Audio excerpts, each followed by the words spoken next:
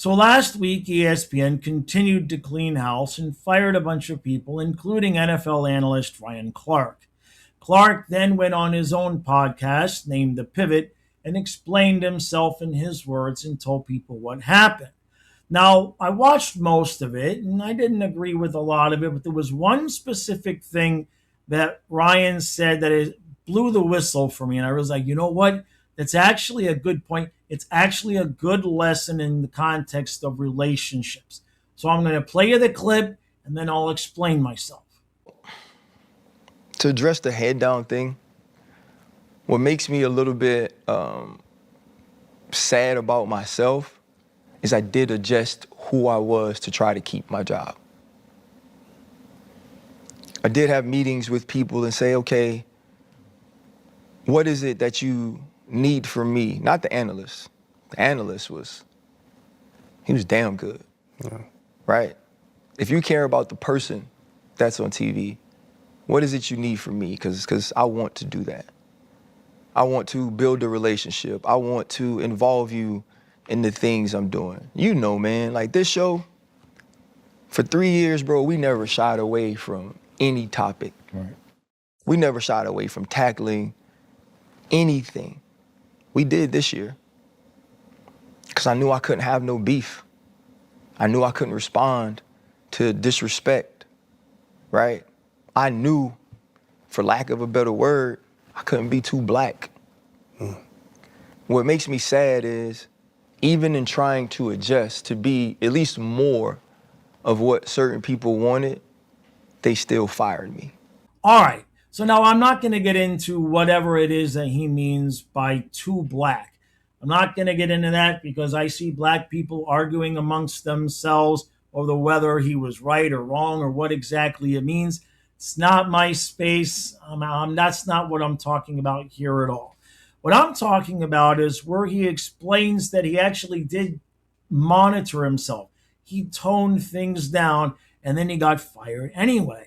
And it just made me realize how many times in relationships, men, do you meet a woman and she falls in love with you and she falls in love with all of you, whether it's your sense of humor, the life and friends that you have outside the relationship, whatever qualities it is that you possess, she falls in love with all of them. Then what happens? Slowly but surely, one by one, she starts to nitpick those things and ask you to adjust them, change them, or just downright get rid of them. Now, in Clark's case, they knew exactly what they were getting up front, right? They knew what they were paying the $2 million for, and that he was going to have some controversial takes on things. And ESPN decided we're going to enter this relationship anyway. Then, from what it sounds like, they started asking him to change. He tried to adjust to make some changes just to keep the relationship.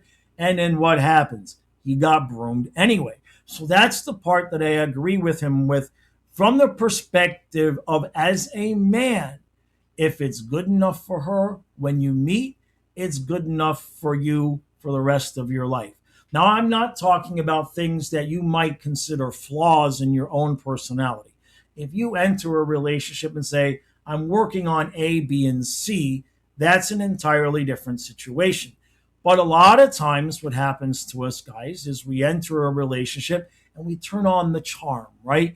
And we accentuate the things that we think are positive in terms of what a woman might want in a relationship.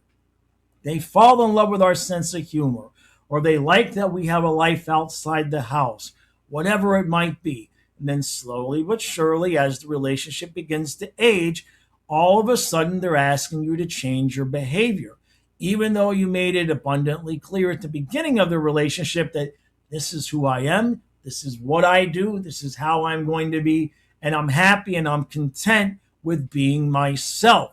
So what happens to a lot of guys, especially once you get on in the relationship, you've got time invested. You might have kids together at that point.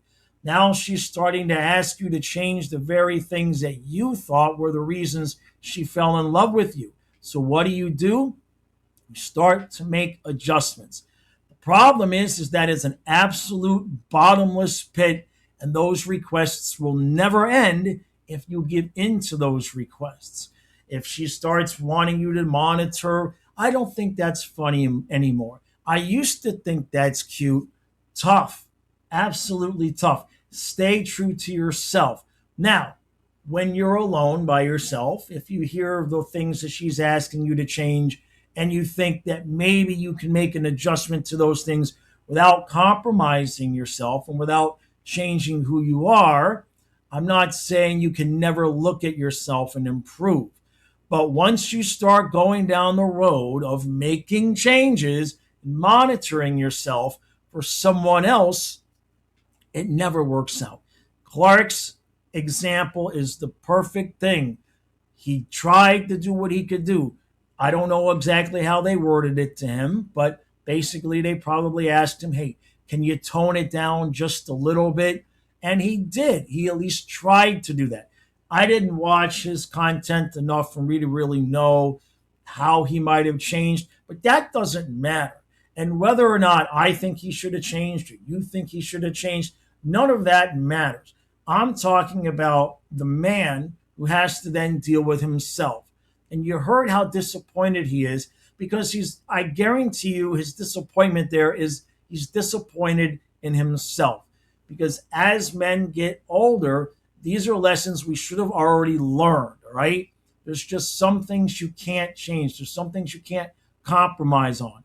It was good enough for ESPN when they hired him, and they should have just let him continue to remain to be himself, or, like they did, just broom him and move on.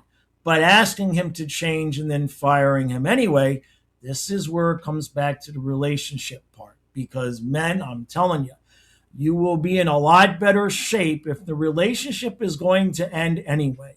If it has already gotten to the point where she's asking you to monitor yourself and the things she's asking you to change are things that you thought she loved or that she said, I love this about you.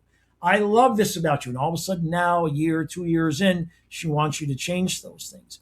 If you lose the relationship because you don't change those things, that's one feeling. If you change them anyway, if you walk around the house on eggshells and you're minding your words and you're trying to think before you speak to make sure what you're getting ready to say isn't going to trigger her, the relationship is basically already over at that point. Because the man you were, the man she fell in love with, is going to cease to exist because she's going to nitpick it to death until you just become a shell of your former self. Then the relationship ends, and now you're going to feel 10 times worse than if you would have just stuck to your values and said, no, these were the things that you said you loved about me when we met. I'm happy with who I am. I'm happy with the way I present. I'm not going to change for you. If you no longer want to be in a relationship with me because of that, that is fine. But I'm not going to put myself through the grief and aggravation of making all the changes, and then you're just going to break up with me anyway, because the reality is that those things that you fell in love with caused her to be attracted to you. The difference in how you're going to feel is palpable. Take it from somebody who has experienced exactly this himself. When you start making those changes, the anger that you're going to feel, the disappointment that you're going to feel in yourself is not worth the small window of benefit that you're going to get in the relationship before they just usually end up dumping you anyway, just like ESPN.